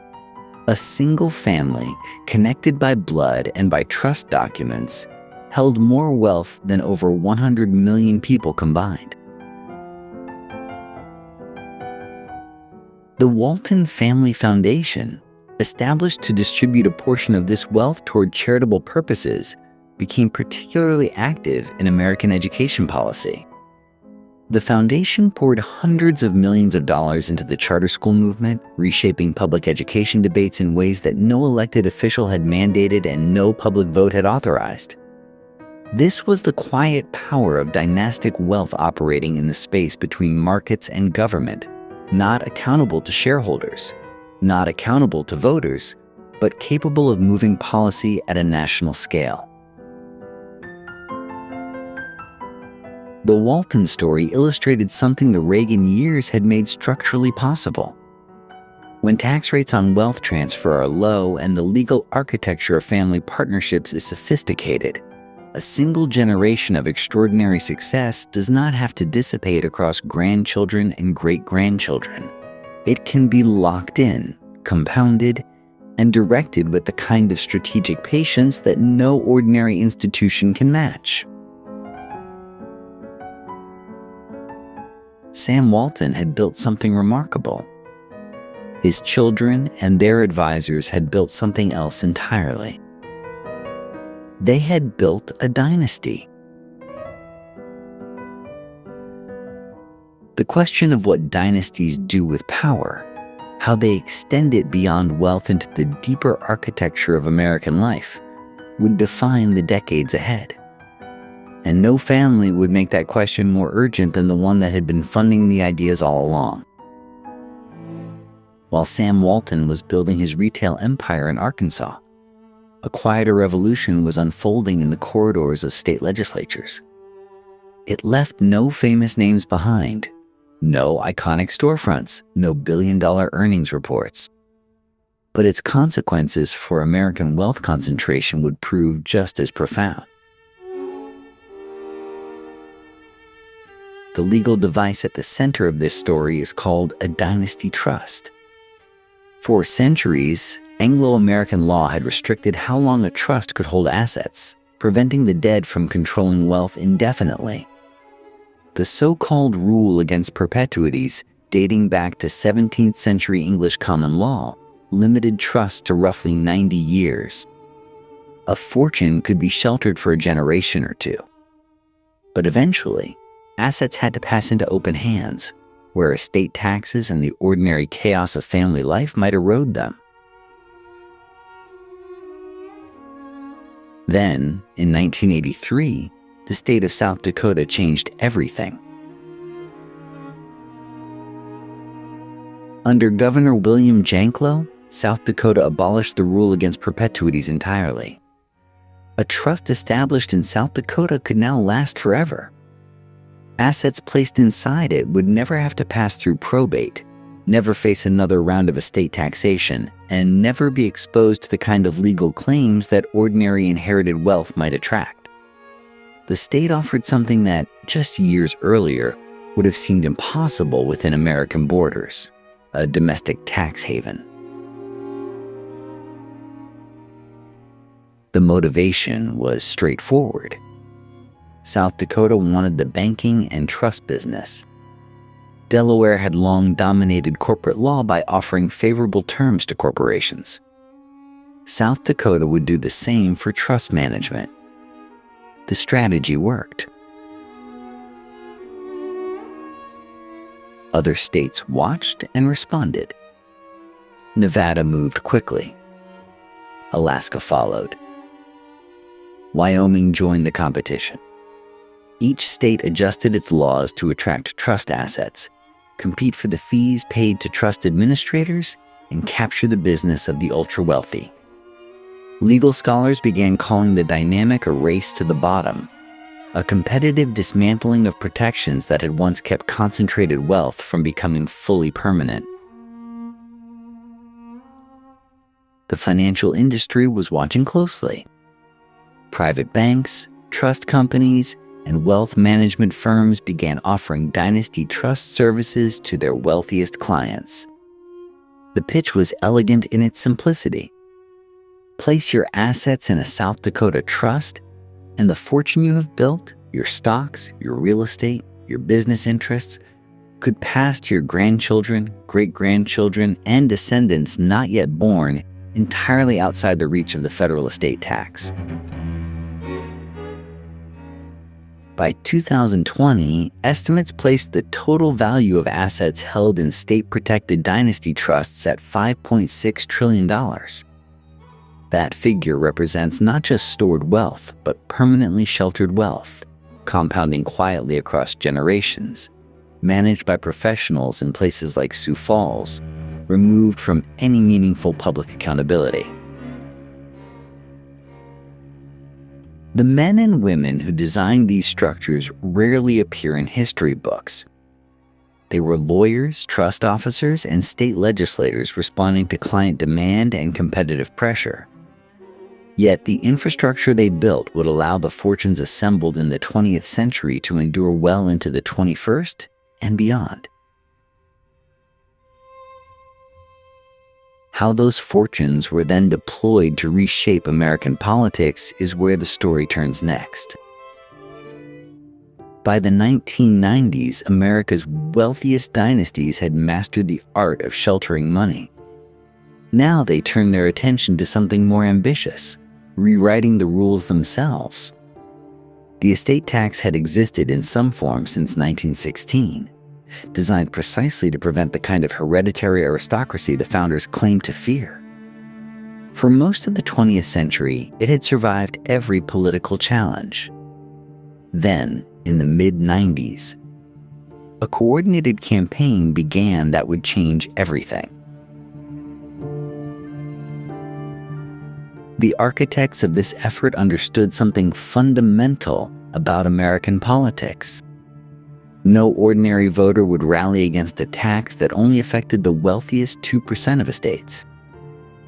So they changed the name. The estate tax became the death tax, a phrase tested in focus groups polished by Republican strategist Frank Luntz and deployed with extraordinary discipline across television, radio, and congressional testimony. It was one of the most effective rebranding exercises in modern political history. Behind the messaging stood money. The Policy and Taxation Group, funded substantially by wealthy family interests, coordinated lobbying efforts across Washington. Family businesses, small farms, and florists were placed before congressional committees to testify about inheritances they would never actually face losing. The emotional imagery worked. By 2001, Congress was ready to act. The Economic Growth and Tax Relief Reconciliation Act, signed by President George W. Bush in June of that year set the estate tax on a path toward elimination. Rates were cut, exemptions raised, and the tax was scheduled to disappear entirely in 2010, only to return the following year. Critics called it the Lazarus tax. Supporters called it a beginning. 2 years later, the Jobs and Growth Tax Relief Reconciliation Act of 2003 delivered another windfall. The top rate on capital gains and dividends dropped to 15%, less than many middle-class Americans paid on their wages. For dynasties that held wealth primarily in investments rather than salaries, the effect was dramatic. Taxes on the income that mattered most to them had been nearly halved. Yet even these victories left certain loopholes untouched, because those loopholes were already working perfectly. The step-up in basis rule allowed heirs to inherit appreciated assets at their current market value, erasing decades of embedded capital gains in a single moment of legal paperwork. A family holding stock purchased for $1 million that had grown to $50 million would owe nothing on $49 million in gains simply because the original owner had died. The cost to the Treasury runs into hundreds of billions of dollars annually. Repeated efforts to close it have gone nowhere.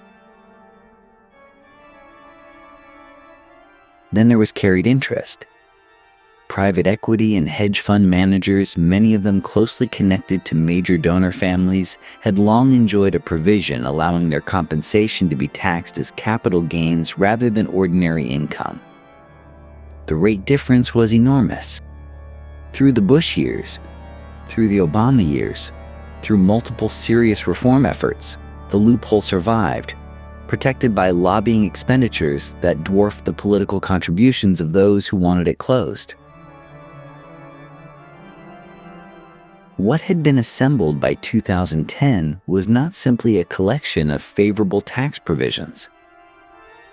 It was a self-reinforcing system. Dynasties funded the lobbyists who shaped the legislation that preserved the fortunes that funded the next round of lobbying. The cycle was elegant, durable, and almost entirely invisible to the public it affected most. The families who built these political machines had learned the deepest lesson of sustained dynastic wealth. It was never enough to make money. You had to own the rules that governed money itself. And as the financial crisis of 2008 began reshaping the American economy, those rules would face their most serious public scrutiny in decades. What does it look like when private citizens build a political operation that rivals the capacity of an entire national party? By the mid-2000s, Charles and David Koch had an answer. The Koch brothers had inherited a substantial industrial empire from their father, Fred, then spent decades expanding it into one of the largest private companies in America. Koch Industries stretched across oil refining, pipelines, chemicals, and paper products, generating revenues that placed it comfortably alongside Fortune 500 giants. But by 2004, Charles in particular had concluded that business success alone was insufficient. The regulatory state, environmental restrictions, and the creeping reach of federal government represented existential threats. The solution, he believed, was not simply to lobby. It was to remake the ideological landscape entirely. The mechanism he built was unlike anything in American political history. Twice yearly, in resort locations kept deliberately obscure, Charles Koch began convening gatherings of the country's wealthiest conservative donors. These seminars, held under strict confidentiality agreements, were not fundraising dinners. They were strategic planning sessions, complete with presentations on policy priorities, candidate pipelines, and organizational infrastructure. Attendees included hedge fund billionaires, manufacturing titans, and financial executives. Over time, the network's pledged spending would reach nearly $900 million for a single election cycle. The organizational spine of this network was Americans for Prosperity, founded in 2004 with Koch backing. Officially a nonprofit advocacy organization, it built permanent field operations in states across the country, training activists, running issue campaigns, and pressuring legislators on taxes, regulations, and government spending. When the financial crisis of 2008 produced a wave of public anger, Americans for Prosperity was positioned to channel it. The Tea Party movement appeared, to most observers, to emerge spontaneously from genuine grassroots frustration. In important ways it did. But the infrastructure that amplified and organized that anger had been quietly assembled over years. Americans for Prosperity provided logistical support, funding, and coordination to Tea Party groups in dozens of states. The movement's anti-government energy was real. The machinery underneath it had corporate origins. Then, in January 2010, the Supreme Court handed the network something it had not anticipated needing quite so directly. The Citizens United decision, by a 5-4 vote, overturned restrictions on independent political expenditures by corporations and outside groups. Overnight, the legal architecture constraining unlimited political spending collapsed. Dark money, channeled through nonprofit organizations that concealed their donors, flooded into elections at every level. The Koch network, already built for exactly this kind of spending, was positioned to exploit the new landscape before most political actors had finished reading the ruling. The network's ambitions extended well beyond elections. For years, the Federalist Society had been building a pipeline of conservative legal talent, funding law school chapters, hosting symposiums, and cultivating judges. Koch-aligned donors were significant contributors to this effort. When judicial vacancies opened, particularly during the presidency of Donald Trump beginning in 2017, that pipeline delivered. Hundreds of federal judges, including 3 Supreme Court justices, were drawn from a roster shaped substantially by Federalist Society vetting. At the state level, The network pursued an agenda invisible to most national media coverage. Coordinated campaigns targeted public sector unions, which represented both political opposition and a funding base for Democratic candidates. Wisconsin became the most visible battleground in 2011, when Governor Scott Walker, a Koch network favorite, moved to strip collective bargaining rights from most public employees. Similar efforts followed in Michigan, Ohio, and Indiana. Environmental regulations were challenged in state legislatures. Public school funding faced sustained pressure as Koch-backed groups promoted charter expansion and voucher programs. The scale of what Charles and David Koch constructed was genuinely without precedent. It was not a lobbying operation. It was not a political party. It was something in between, a permanent ideological infrastructure funded by private wealth and accountable to no electorate. For America's oldest dynasties, watching from their own positions of accumulated power, the Koch network offered a striking demonstration. The rules their lobbyists had spent decades shaping were now, increasingly, being written by people who had decided to build the entire game. The Koch network demonstrated something the oldest American dynasties had understood for generations. Political influence was useful, but the most elegant form of power left no fingerprints at all. Enter the modern philanthropic foundation, a vehicle that had evolved by the 1990s into something far more sophisticated than mere charity. The mechanics deserve close attention. When a billionaire donates assets to a private foundation, they receive an immediate tax deduction, often removing those assets from any future estate calculation entirely. Yet the foundation itself faces almost no pressure to actually distribute that money. Federal law requires private foundations to pay out just 5% of their assets annually. The other 95% continues to grow, managed by family members who often draw salaries, directed toward causes the family selects, insulated from democratic accountability by the simple fact of its charitable status. The gift that keeps on giving, one might say, gives primarily to the giver. Donor-advised funds push this logic even further.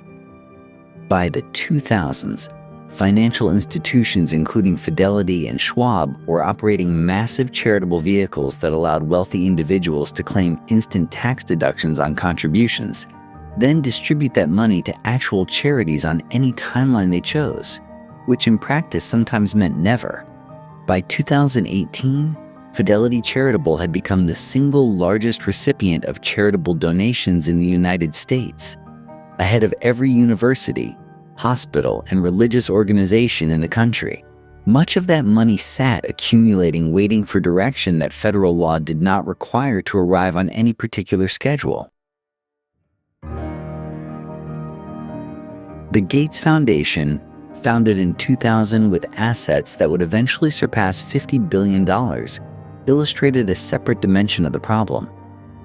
Bill and Melinda Gates genuinely believed in the causes they funded, from global vaccine distribution to agricultural development in Africa. But who had elected them? Their foundation's decisions shaped public health policy across dozens of nations, influenced curricula in American school districts, and directed the research priorities of universities dependent on Gates funding. The power was real. The accountability was essentially personal. The Sackler family offered a darker example. For decades, members of the family that owned Purdue Pharma donated aggressively to museums, universities, and galleries. The Sackler name appeared on wings at the Metropolitan Museum of Art, the Louvre, and Oxford. Those donations, which generated substantial tax benefits, also generated something harder to quantify: respectability. While OxyContin was fueling an opioid crisis that would eventually kill hundreds of thousands of Americans, the Sackler name was synonymous with cultural generosity. Philanthropy had not merely reduced the family's tax burden. It had constructed a moral alibi. The paradox buried inside all of this is striking. The wealthier a dynasty becomes, the more philanthropic options it possesses, and the more those options serve to entrench rather than redistribute that wealth. Charity, re-engineered at sufficient scale, becomes its own form of dynasty building.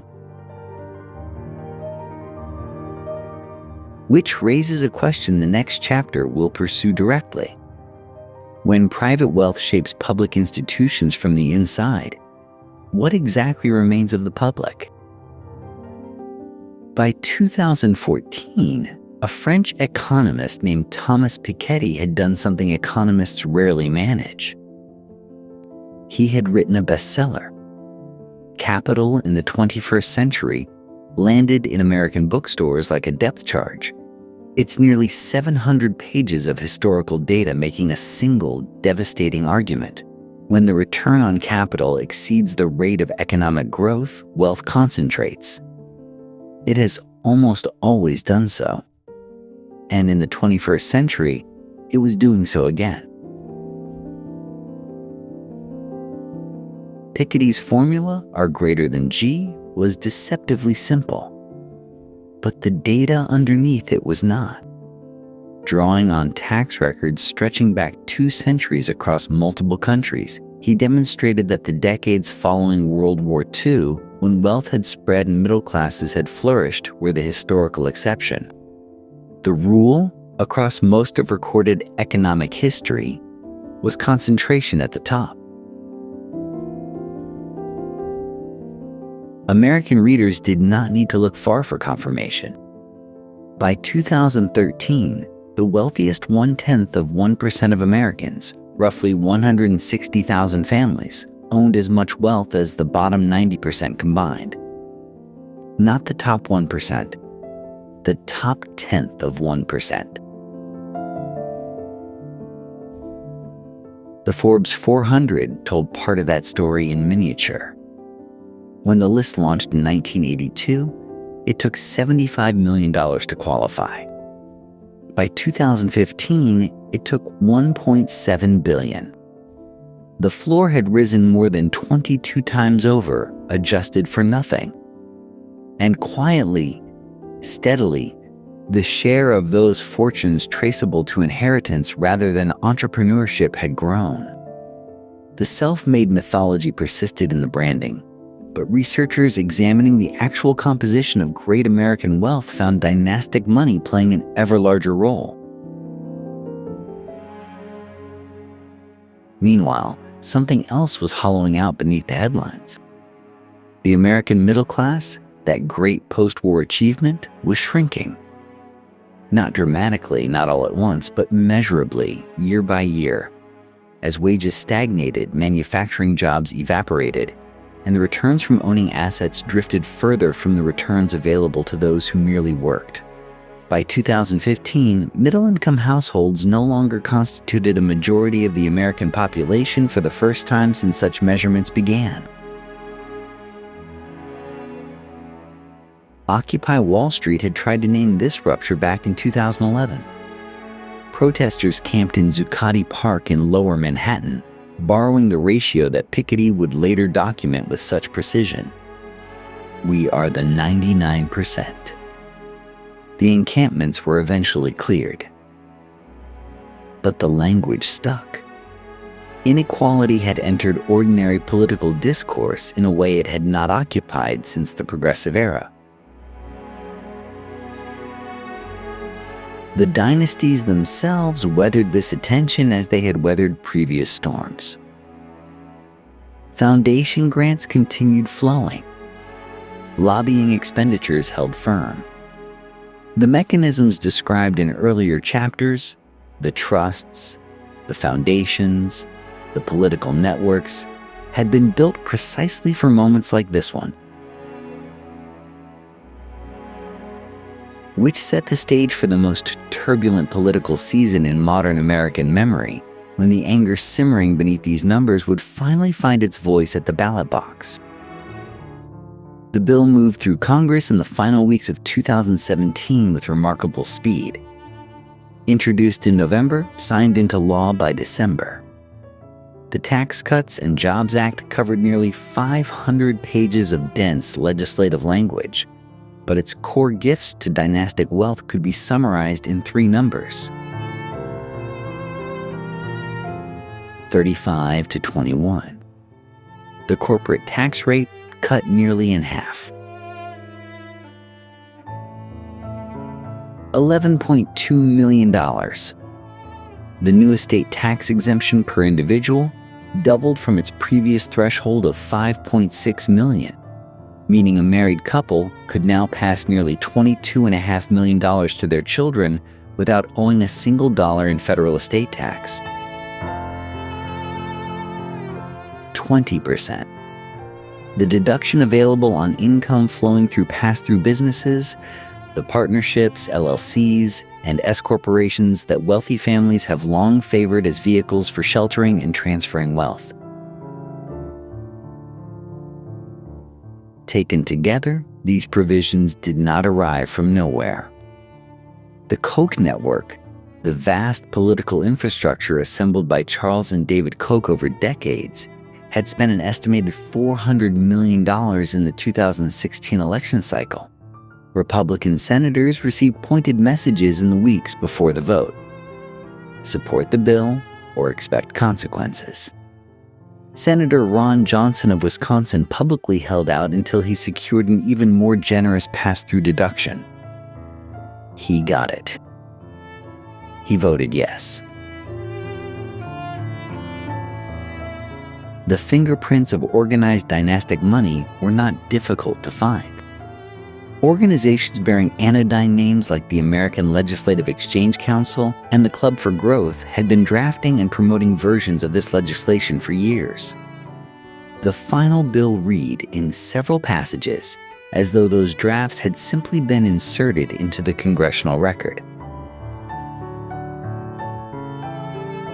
For ordinary wage earners, the cuts offered modest and temporary relief.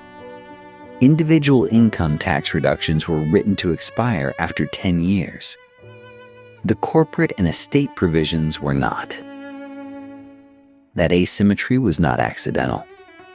It reflected whose interests had the most sustained, well-funded representation in the negotiating rooms. The projected cost was staggering. The Congressional Budget Office estimated the legislation would add approximately $1.5 trillion to the national debt over 10 years. That debt would eventually need to be serviced, either through spending cuts to programs ordinary Americans depended on, or through future tax increases falling on the same wage earners who had received those temporary individual cuts. What the bill accomplished in structural terms was an acceleration of the dynamics Piketty had described. Capital would now be taxed at lower rates. The intergenerational transfer of wealth would face fewer obstacles. Family-owned enterprises, precisely the kind that dynasties like the Kochs, the Mars family, and the Walton heirs operated through, would enjoy a permanent competitive advantage over wage labor. By 2019, the wealth of American billionaires had grown by more than $1 trillion since the bill's passage. The Walton family, already worth more than $190 billion combined, saw their fortune increase substantially as Walmart's stock climbed on the strength of corporate tax savings. The argument made on the bill's behalf, that corporate tax cuts would flow to workers through wage increases, proved largely illusory. The Federal Reserve's own research found that the majority of the savings went to shareholder buybacks. What the legislation did accomplish, with precision, was the entrenchment of existing fortunes. Not by dramatic seizure. not by corruption in any conventional sense, but through the patient, legal, enormously effective use of political access that generations of dynastic wealth had purchased and refined. The machinery, built across 150 years, had just received its most significant upgrade in a generation. The machinery, it turns out, was already being inherited. While the old dynasties were consolidating their gains through favorable legislation, a new generation of fortunes was rising with a speed that would have astonished even John D. Rockefeller. And what is striking, looking closely at how these new titans have chosen to structure their wealth, is how familiar the playbook looks. Jeff Bezos, whose net worth surpassed $100 billion in 2017, did not simply accumulate wealth. He organized it. Family trusts, carefully constructed to minimize estate exposure across generations. The Day One Fund, a $2 billion initiative announced in 2018, ostensibly dedicated to homelessness and early childhood education, but structured in ways that preserve family influence over capital deployment. The Bezos name attached to philanthropy in perpetuity. Rockefeller would have recognized the instinct immediately. Mark Zuckerberg went further and more cleverly. When he and his wife Priscilla Chan announced in 2015 that they would give away 99% of their Facebook shares over their lifetimes, the headline celebrated an act of extraordinary generosity. The details told a more complicated story. The Chan-Zuckerberg initiative was not structured as a traditional charitable foundation. It was organized as a limited liability company. That distinction matters enormously. A foundation faces strict rules about political activity, lobbying, and investment. An LLC faces almost none of them.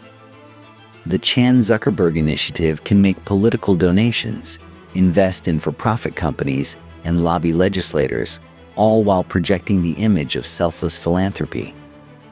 The Rockefeller Foundation's lawyers, working in 1913, were attempting to accomplish something structurally similar.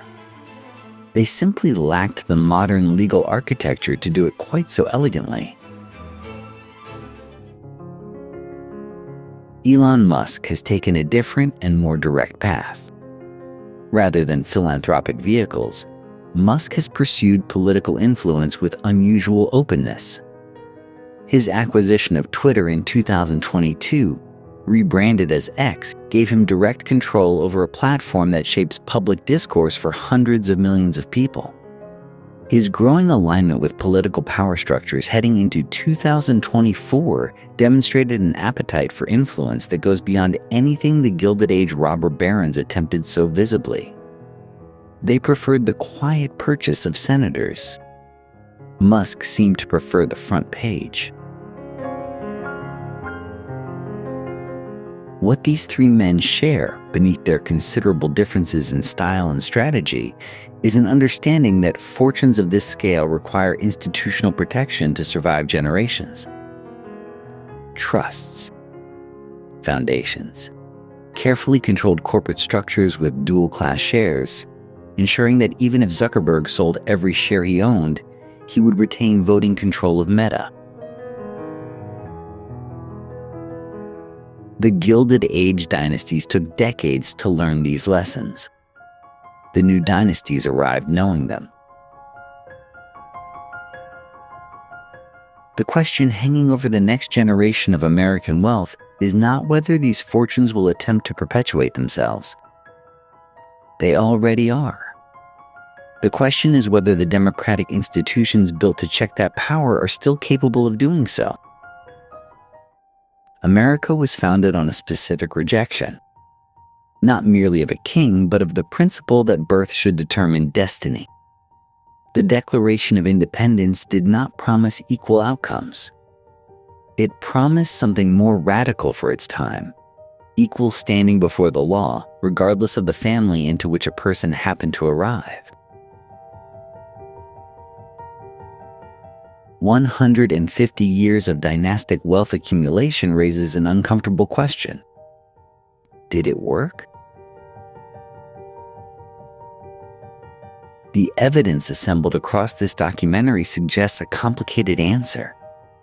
The Rockefellers, the Mellons, the DuPonts, the Kennedys, the Waltons, and now the emerging tech dynasties have demonstrated something the founders feared and tried to prevent.